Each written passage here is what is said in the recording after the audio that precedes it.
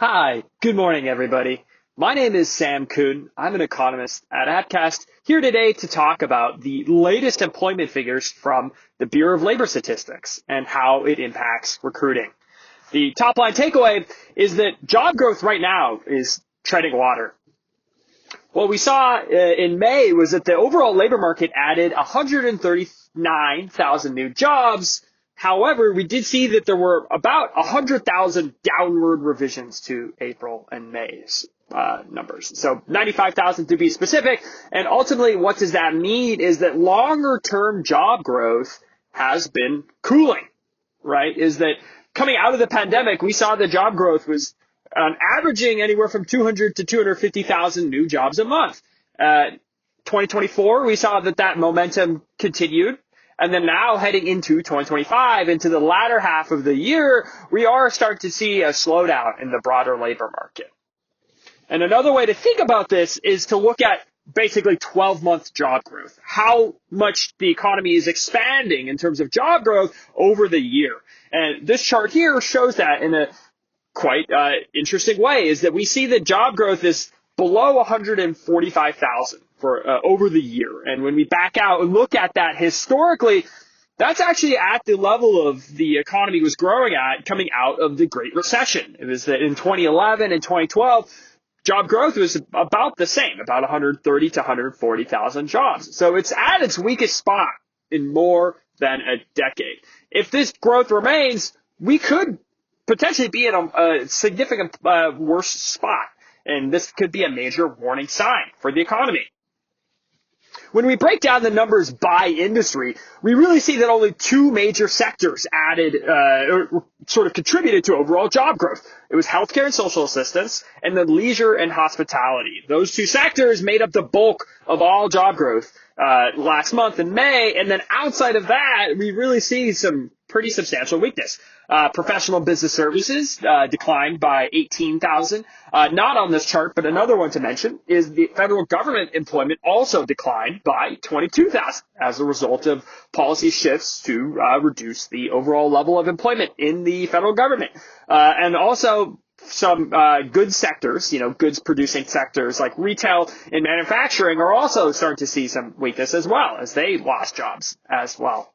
So we're at a point where we're just seeing that job growth is cooling and that economic uncertainty is weighing on overall hiring demand. One last thing to mention is that healthcare has been a bright spot in the economy over the past 4 years. It's been a major contributor to job growth.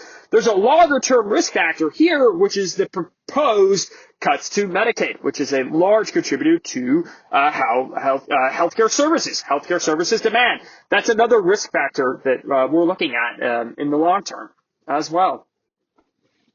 And then switching sides and looking not just at businesses, but also for households, how consumers and job seekers are doing and faring, is that we see that wage growth has started to show signs of worrying stubbornness. Is that average hourly earnings held steady at about 4% annualized, which is putting the Federal Reserve in a potentially tough spot. Is that they are weighing the risks between the labor market cooling too much and higher inflation.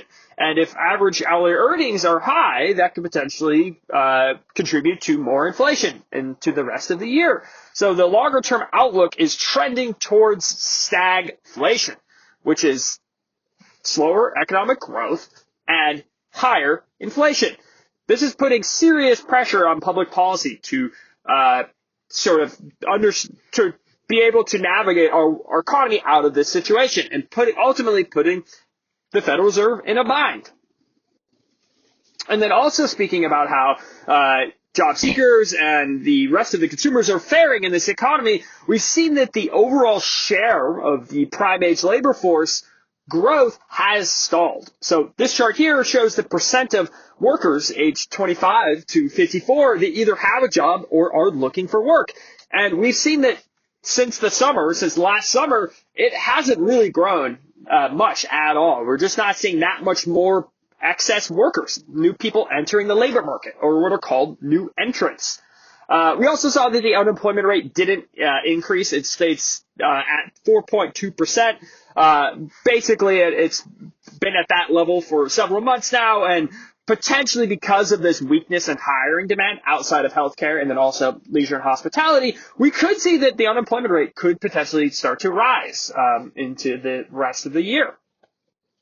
So then lastly, I just want to recap everything I just discussed about the labor market, is that right now we're just seeing a slowing labor market heading into the summer as economic uncertainty has weighed on businesses and households. Now, however, we are still seeing that there are some bright spots in the economy, leisure and hospitality and healthcare to be specific, but there are significant headwind risks and heading into the rest of the year in terms of public policy, and then also just the broader macroeconomic environment. Is it this situation of stagflation, sluggish growth, and higher prices?